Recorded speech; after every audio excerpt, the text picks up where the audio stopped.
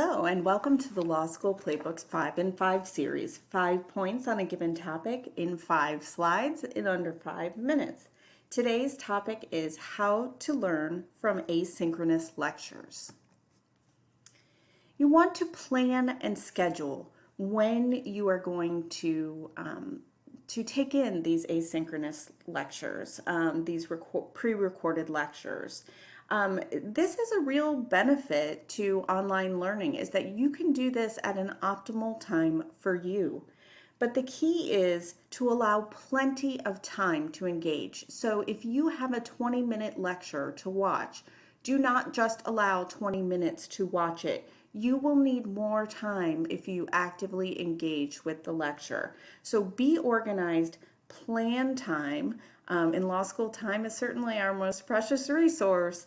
So make sure you have plenty of time. Make sure it's not at 2 o'clock in the morning. You know, you're not going to be able to focus as well at that time in the day. So pick a time that works best for you and make sure that you allow adequate time for the length of the video. You also prepare your space. So get organized and plan. So have a schedule for when you plan to do this, and you want to be in an environment where you reduce the distractions of things that you see and things that you hear. So here this woman has headphones on. She looks extremely happy and ready to study. So hopefully that will be you in preparing your space. And not just sort of doing it where you happen to be sitting if you're on your bed or something like that. That may not be the ultimately the best place to take in an asynchronous video.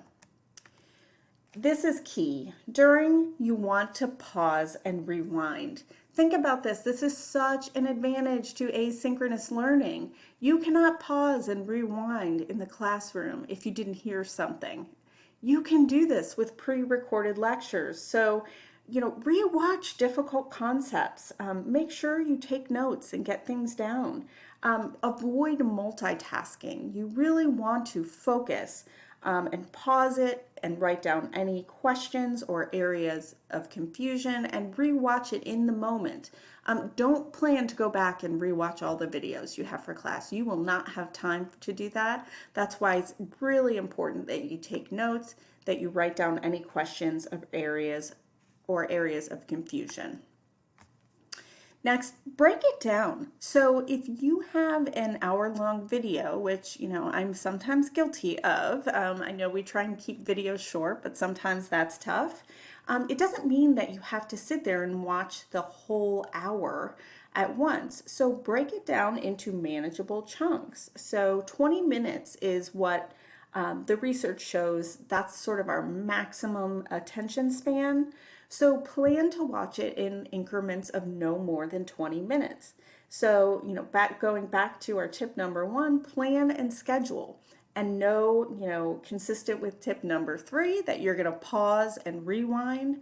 So allow time for that. But do no more than 20-minute increments.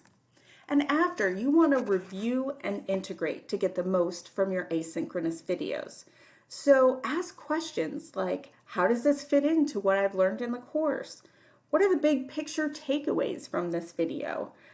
Maybe form a study group or have a partner to review the asynchronous videos after you watch them. So you each watch, you do your pausing and rewinding, you do your note-taking, and then you gather with your study buddy to talk about what each of you got from the video. But be sure to follow up to ask classmates and professors questions about asynchronous videos. If you don't understand something, don't simply forge ahead. Instead, make sure that you get it because things will keep moving quickly. So, as always, do your best and I'll be rooting for you.